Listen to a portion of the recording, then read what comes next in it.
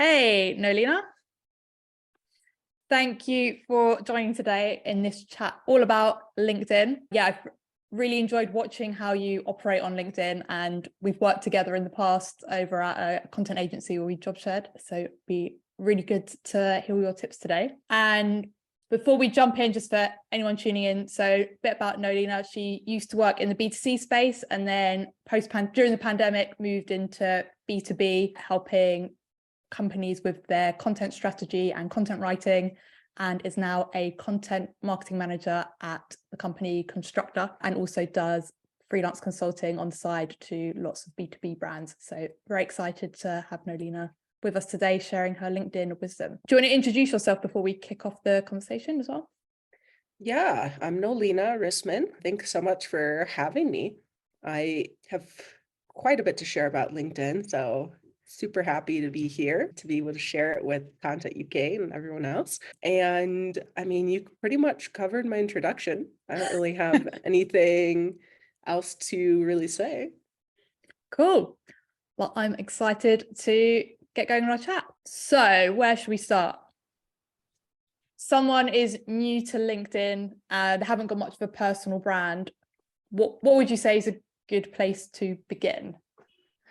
Yeah, so usually what I recommend people do is like first optimize their profile, because your profile is just like your landing page on LinkedIn. Like everyone who is interested in checking you out is going to go to your profile. So at the most basic terms, like your profile, anyone who lands on it should be able to tell like who you are, what you do, who you help, and especially what makes you different from people in your industry, in your profession. And there's a whole bunch of different tips I could get into, but I'll just leave it at that to Okay. not get too long-winded. And so like a lot of people, when they're first building their personal brands on LinkedIn, they're kind of like posting shy. So, like, what am I going to say? Who's going to actually want to like interact with me, engage with my posts, etc. So a good way to get over that is to just start connecting with people in your industry. So remember, the LinkedIn search bar works like a little mini Google. You just type in the keywords, and then people who are more active on the platform for those keywords will show up. So you could start connecting with people that way and checking out their recent activity section on their profiles as well. You could see who they're interacting with. So like essentially you just want to find like a group of people who are in your industry and active, and then kind of go and creep on them and see who they're interacting with. And then like before you know it, you already have like 40-ish, 50-ish people that you already are following and you can connect with. And then you could start commenting on their posts. Especially this is good for, again, testing the waters and seeing what sticks, especially if they share the same audience as you. And like if you comment something and you see that one of your comments like really sticks, then you could create that into your own dedicated post. But aside from testing the waters, what I really like about this approach is that, so like, yes, you could see what takes off and what takes traction, but sometimes you get like little mini conversations going underneath your comment as well. And so again, that's like fodder copy for your own content later down the road. And you'll also get a bigger reach. So if you start commenting on, I want to call them influencers, but like people who have like 5,000 followers, your comment will have bigger reach most likely on their post than if you would just go off and post on your own, because you're just starting to build up your community, probably only have like a couple hundred, maybe less than 1,000. So yeah, keeping that in mind, especially if you get in on their posts soon after publishing. So like within the first 3 hours, then that's like the biggest chance of people seeing your comment on there. So yeah, that's probably what I would recommend people do if they're like just starting off on LinkedIn. Like first optimize your profile and then kind of like dink around connecting with others and commenting on their posts and whatnot to see what people respond to, what takes off, like, and then it'll just spark other ideas too. Yeah, I love that approach, especially the idea of commenting. And then if that gets a lot of traction, that's sort of a bit of mini proof that you can then take that into a post down the line. That's a great tip. Yeah, I learned that from a different LinkedIn influencer, like an actual influencer. You are an LinkedIn influencer. No, not really. And like now that I know this approach and I use it, like I see it everywhere. Like a lot of people I'm connecting with, like they'll post something super insightful. It'll get like 20, 30 engagements. And then like the next day or a couple of days later, I see them like flesh out the comment into its own dedicated post. And I'm like, I see you using that technique. That's brilliant. And I just wanted to dive in a bit more about the bit where you said, optimize your profile. And then you said you've got a lot to say about it, but you won't go into it. But I'm intrigued. What does optimizing your profile look like? What can someone do to optimize? So like everyone you talk to is going to have a different approach when it comes to LinkedIn profile. Again, at the highest level, like when someone lands on your profile, you want them to know like who you are, what you do, who you help, and especially like what makes you different. So my approach is like starting at the top, you have your banner photo. I know a lot of people use this as like their pitch, which I've kind of changed it into my pitch as well. I didn't before, but you could have like the services that you offer there, how to contact you, your positioning statement, or just at one glance, people could tell what it is that you do. Again, who you help, what you do, what makes you different. Is this the photo, did you say? The banner. The big like banner. Okay, yeah. I think it's called a banner photo, Yeah, cover photo. okay. And then your profile picture, like you want it to be professional. So a website that you could use to gather anonymous data on your photo, I believe is called Photo Feeler. I'm Googling it right now to make sure that I get this right. Yeah, Photo Feeler. Get unbiased feedback. Use the right profile pic. It's free. Yeah. You upload your photo there and you get like points by anonymously rating other people's profile photos. And then like in return, you get rated as well. So like you could see like what's the first impression that people have of your photo. If they think you are friendly, if they think you look professional, etc. It's really good resource so that you get the perfect photo for that. Yeah. And so then moving down to the headline, again, you ask 50 different people, they're going to give you like 50 different versions of what they think is going to be best for that headline. But again, you want to be super clear on like, who does it you help?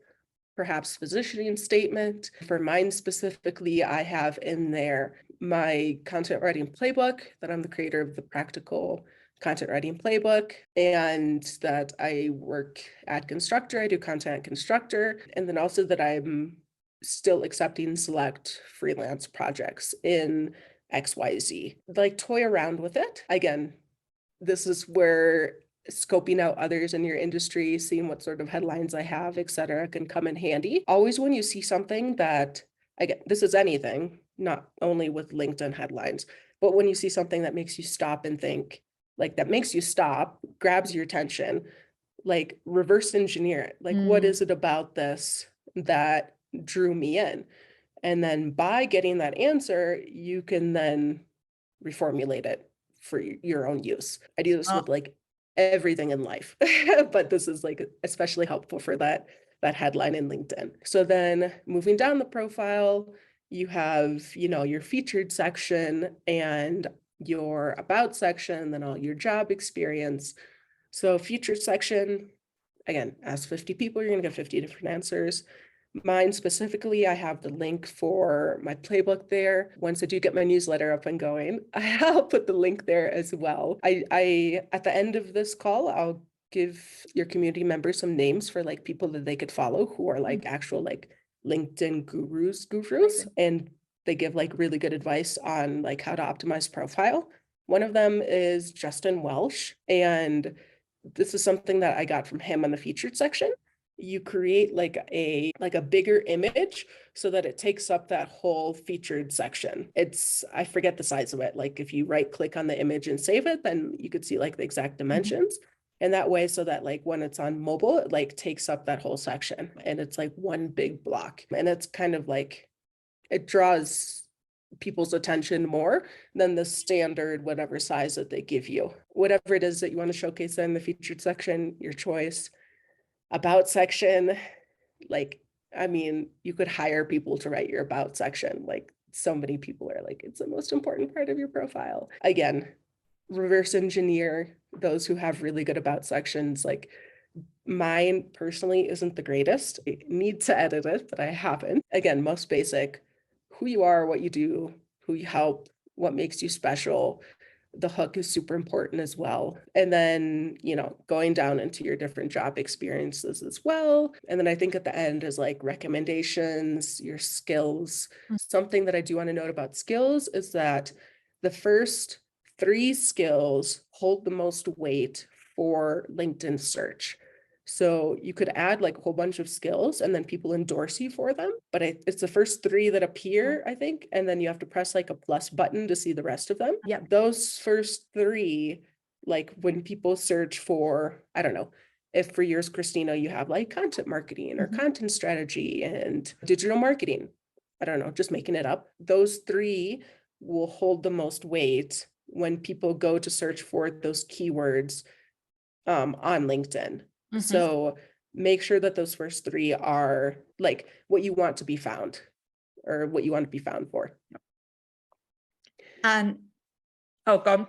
No, I think that's pretty much it. I think that pretty much brings us to the end of the profile. And in terms, so you've given a tip there about how the LinkedIn algorithm works in terms of like bringing the top 3 to focus. Are there any other sort of tips around the LinkedIn algorithm that you can use to work in your favor that you know of?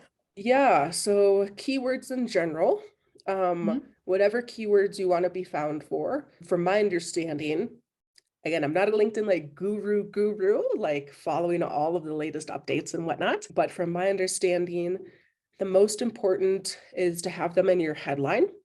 So for me, my 3 are content writing, strategy, and content marketing. So I have those 3 in my headline. You want them sprinkled throughout your about section, sprinkled throughout your job experience. It's like on-page SEO for an article. Like, you want to position them strategically, especially in your headline. And then also, I think those 3 are my main skills that I have at the bottom. But yes, from my understanding, how the search function on LinkedIn works is like people search for a content writer, and those who have optimized profiles and are active are the ones who show up higher, I believe. I believe. Okay. And then in terms of actual posts, what are some tips for what sort of posts get more engagement than others from what you found? I mean, it's kind of all over the place. Like platitudes, wishy-washy, like half-baked advice, like things that are just super easy to digest, often get the most engagement and go viral. I'm sure you've seen that at some point. It's like just the vaguest advice ever. Like, I quit a popular one that's roaming around these days is I quit my full-time job and now I'm a 6-figure copywriter or whatever. Like, you can be too. Here are 5 things I did to do that. And it's like, just the most vague advice ever. And it's like, this is not actionable. This doesn't help me at all. And you're probably telling half truth, because after taxes, it's probably like 5, 4.5 figures. Yeah. So yeah, stuff like that usually goes viral. I've also found as well that my not super highly tactical, not super actionable is what gets a lot of engagement and views. Yeah, I think it's because it's just like so easily consumed and like so easily shared. Like, someone just reads it and it's like, oh yeah, I agree with that. Also, like when people dish on the industry.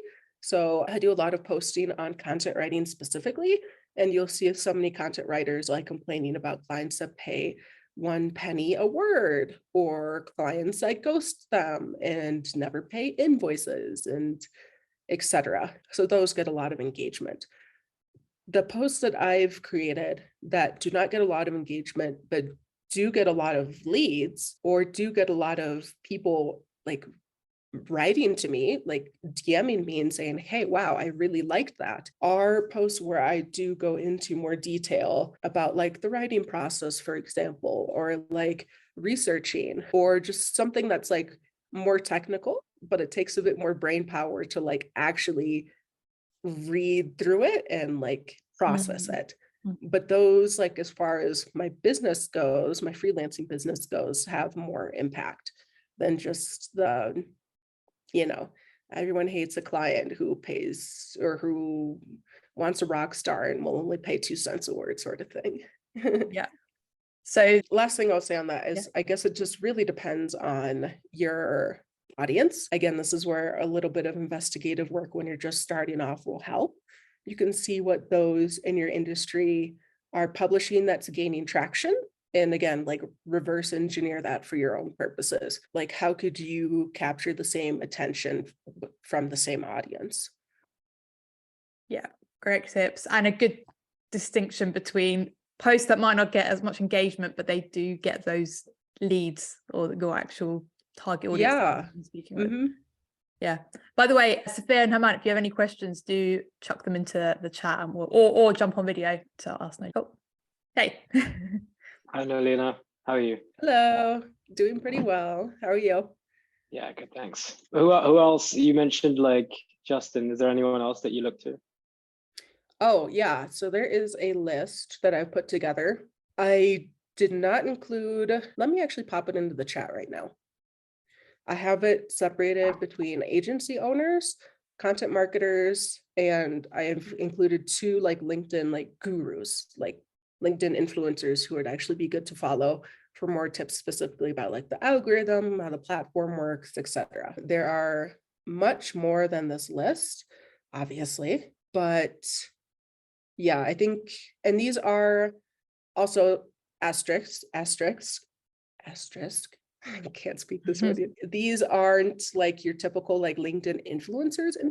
I would kind of consider them more like micro influencers, but they put out really good content. Like it's actually in-depth, technical about content marketing, and it's very good. Except for the 2 gurus. They're just there. Amazing. Thank you for that. And I will add it in when I upload Noelina's recording, I'll add this list in there as well. Let me just copy and paste that somewhere, but we'll get perfect. Yeah. Oh, go ahead. That was it. Did you have any follow-up question to that, Herman? No, it's all good. Maybe like the people who are in a certain industry, have you seen anyone who's like not talking about marketing that you found like, oh, this person's been like great in their niche where they've like, they're not selling themselves as marketers, they're selling maybe something beyond that? There is an accountant. I can see his face, but I can't remember his name. Let me look up his name and then I'll pass it to Christina. I think there's like 2 accountants, nothing to do with marketing, but they are killing it on LinkedIn. There's also a designer. Again, I could see her face, but can't think of her name. She does carousels that are really good. She teaches people how to do them as well. So I'll also look up her name and pass that to Christina. And then, yeah, over these next coming days, there are more.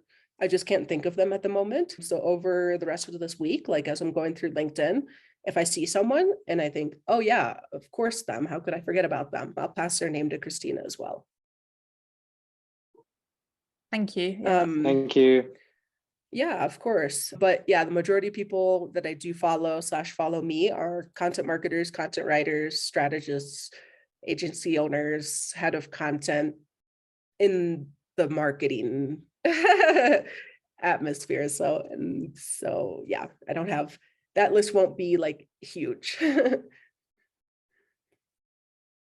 Awesome. Yeah, thanks for all of those. I'll be sure to share them. And question here from Sophia. She's saying, I'm early on in my career, so don't feel super confident posting industry knowledge / tips yet. What do you think is good to post when you're not a quote unquote thought leader? Good question. Yeah, this tip I learned from like a LinkedIn guru, like a woman who's actually selling LinkedIn services. She said, don't think, what was her name? Oh, Madeline Mann, I think is her name. I'm adding her name to the list here. She'd be a good although she's not super active anymore. I don't really know what happened to her, but good person to follow for like LinkedIn tips as well. Anyways, she said that don't feel like you need to be a more senior level person in your position to share on LinkedIn. You really only need to be 10% further along than your audience. So, Sophia, I'm so sure that there's something that you know that someone who's like literally negative years of experience, 0 years of experience, would find super insightful. And so you want to connect with like those people who like not as advanced as you are in your career. Like I know that you said that you don't consider yourself a thought leader and you're super early on in your career, but there are things, I can promise you, there are things that you know already, even being early in your career, that would help someone who hasn't even started yet. And so pay attention to your day-to-day, whatever you do for work, if you're a freelancer in-house, like when you're working on something and like your thought processes, like, oh, this thought process that I'm having right now for, I don't know, this blog that I'm writing could be useful to someone who has absolutely no experience in this. Let me jot down this idea so it could be something I could possibly form into LinkedIn content later. It's just like being super aware of what is it that you do and why that you do it. Why is it that you do it? Again, reverse engineering. And then taking that and using it as fodder copy for content. Yeah, you're welcome. I hope that made sense. But what Madeline said, that was like, because when I started posting on LinkedIn back in May 2020, I also felt the same way. Like, what could I say that people will like listen to me on? Like, I'm not super advanced in my career. And she said that like you really only need to be 10% further along than those you're trying to help. I was like, oh yeah, that makes sense. What would you say if somebody begins posting and they're not getting much traction and they might tell themselves like, oh no, this isn't working, and just give up really quickly? Like what advice would you give someone that's at that point? Literally my first post back in May 2020, I think I got like 2 likes. And I think they were from people who I like knew, who probably felt like bad. Like, like there's still people in our networks who like use LinkedIn as like a resume, and they just kind of like log on like once in a while. But you just gotta get over. I hate to say that you just got to get over that feeling, because like it is hard to get over, but know that if you're connecting with the right people, if you have like, how do I want to say this? So yeah, probably to get over that fear of posting, commenting, what I was talking about in the very beginning about commenting is a very good way to overcome that. So especially like you're creating fodder copy for future content, and you're seeing what is going to get attention and take off, but you leveraging someone else's network. So by leveraging their network, you can see like, oh, wow, that actually resonated. The comment resonated with a lot of people. And then you could develop that into its own post. And then assuming that you're connecting with people in your target audience, like you're kind of almost like quote unquote guaranteed at least a few likes. But I mean, even today, like with the algorithm changes and whatnot, like even the influencers have posts that flop. So like you're not always going to hit a home run. But yeah, it's try and keep the long-term benefits of LinkedIn in mind. It will get a bit uncomfortable possibly in the beginning. If you post something, no one engages, it's crickets, but just know that like it's part of the process. And how often would you recommend posting? It really depends on your schedule. I mean, you'll have people who tell you twice a day. You'll have people, they kind of treat it as like a Twitter. You'll have people who tell you every day. You'll have people who tell you at least 3 times a week. I used to recommend at least 3 times a week, but now I'm like, I have a full-time job. I can't be on LinkedIn all day long. So post in a way that makes sense for your schedule and that you can be consistent with. And try not to compromise quantity for quality. So I used to post like 3-4 times a week. I haven't really posted since I've started this position a little over a month ago. And so like I'm actively getting my LinkedIn strategy together again so I could start posting, but it probably won't be any more than like 1 to 2 times a week. But those are going to be really meaty, really technical posts that people are going to get a lot of value out of. Because once you're posting for a while, and that's happened to me like a couple times, I'll be posting regularly and then I'll take a break, but I won't say anything about the break. I just kind of like disappear from LinkedIn. You'll have people message you and they'll be like, hey, like, I haven't seen you around for a while. What's going on? Like, I miss seeing your posts. Like that actually happens. People will message you and be like, what's going on? So consistency. Be consistent with your schedule, whatever that means to you in your specific situation. And there went my light. I didn't notice. It's okay. Yeah, that's it. Also, I also wanted to ask about, because you said you've recently got a new job, and I know before you've used LinkedIn strategically to help you get a new job whenever you're job hunting. Have you got any tips around that? People that are job hunting? Yeah, so LinkedIn is great to always stay top of mind, no matter what your job situation is, whether you are currently hunting for a job, whether you are in a position and happy with that position. Like, it's a good way to like literally always be in front of those key decision makers who could possibly have a part in hiring you for your next. And this is the case with currently the job I have now and the job that I worked before this one. So my now boss, she actually recommended me. I had never met her until I went to Boston end of October. And so like we connected on LinkedIn. Again, using the same strategy that I was talking about earlier, finding people in the industry who are active on LinkedIn, connecting with them, etc. I just pause you on that, but you know, you say you find people and connect with them. Do you literally mean you find people in the industry, you send them a LinkedIn Connection request request. with a message, or you're just sending a cold request? So again, ask 50 different people, they're going to give you 50 different answers. What I do not include a message. I just send the connect, but for it to be like a warmer connect, what I usually do is I follow them. When you follow people, then like their posts show up in your newsfeed. And so then you could like start commenting on their posts. And then after like 2-3 times, they're gonna like recognize your name and they're gonna be like, oh yeah, Noelina, I saw her on my last post, or she posted on my content last week. And so then like once you kind of like warm up that relationship, then you could send them connection request. And it doesn't necessarily need to have a message with it. Nice.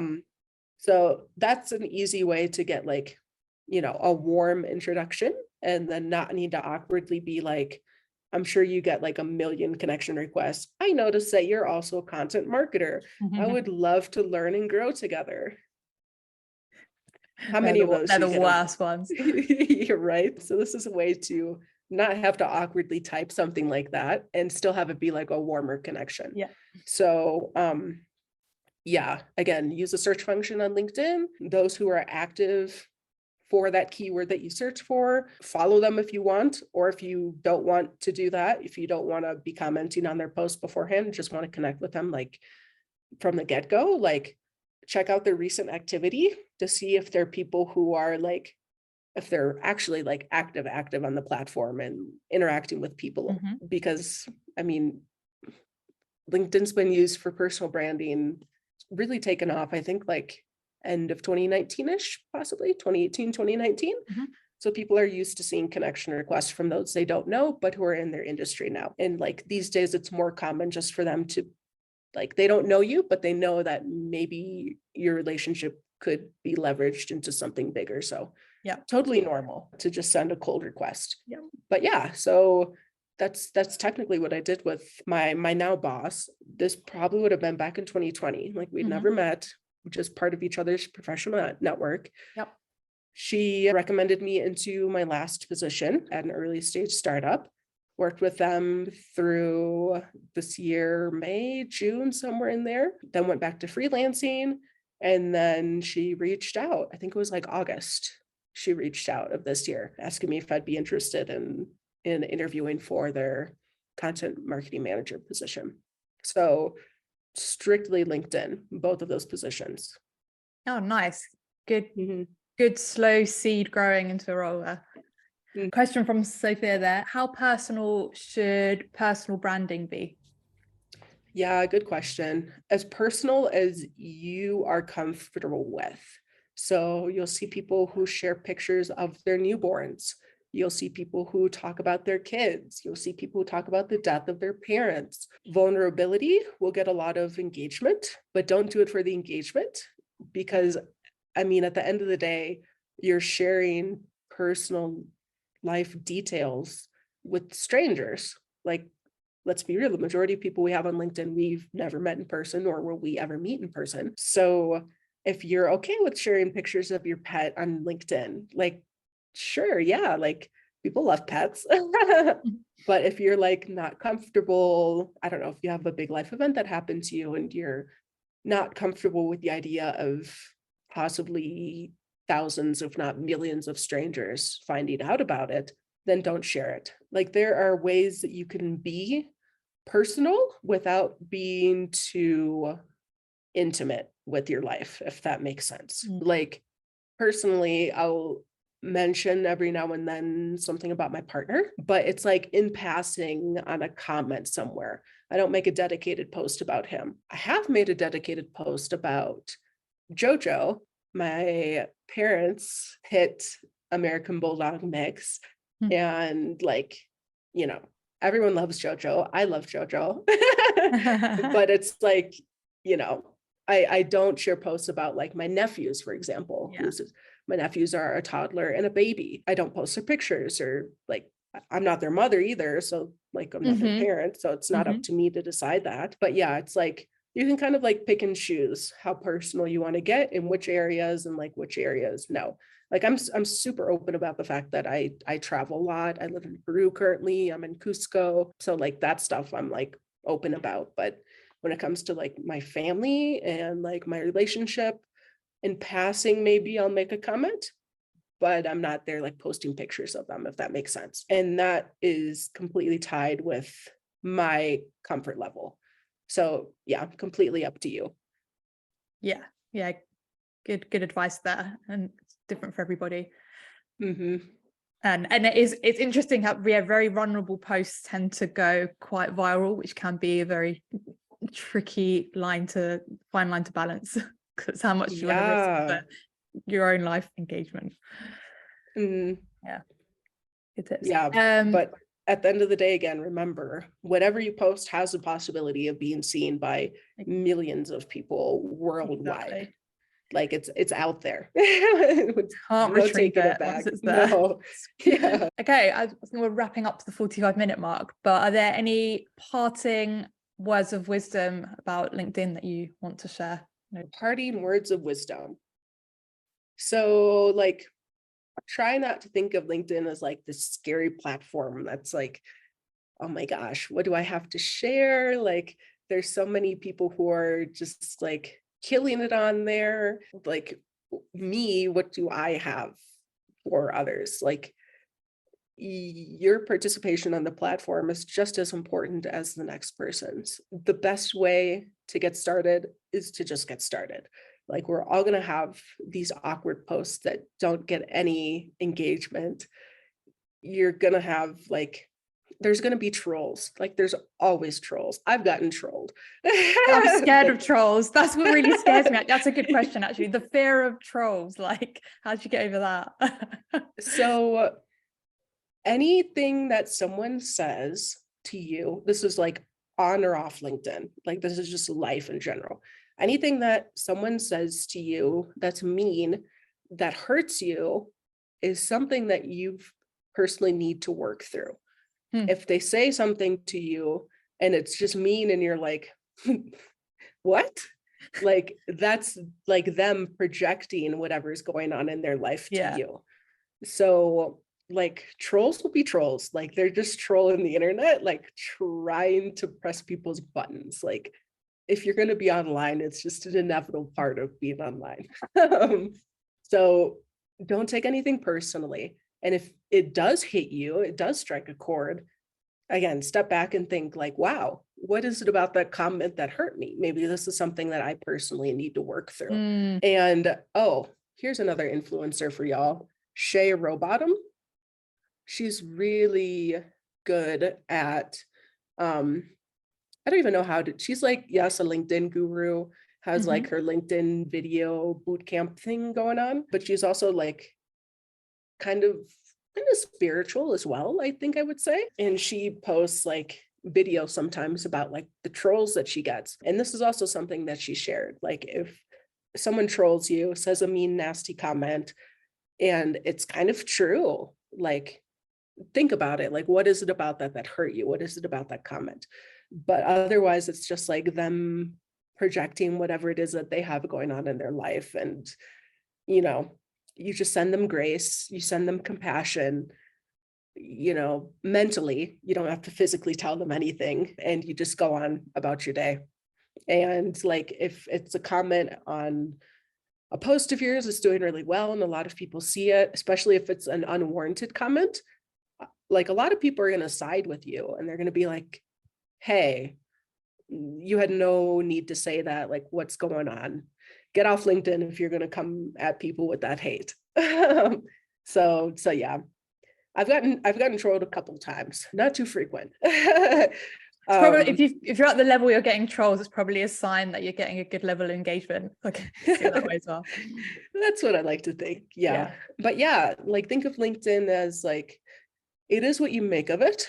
A lot of people also complain about, again, these superficial posts, platitudes, whatever, these fake influencers who are just coming around saying, I'm making 6 figures, I'll teach you how to as well. If you don't like seeing posts like that, block them. If you're connected with them, unconnect with them. You are in the power to curate your feed. You can like be strategic with who you connect with and who you don't connect with. Like, it's your experience on LinkedIn is what you make of it. And I am living proof of only good things coming from LinkedIn. Like it's really what you make of it. Amazing. Thank you so much for your time, Noelina, and for sharing all your tips and your amazing list of people to follow as well. That's all very useful. So really you're welcome. That. And yeah, thanks for tuning in, Hemant and Sophia. Hope you all have a good afternoon or good day for you in Peru, Noelina. No, it's morning. Take care. Bye. Bye. Thanks, everyone.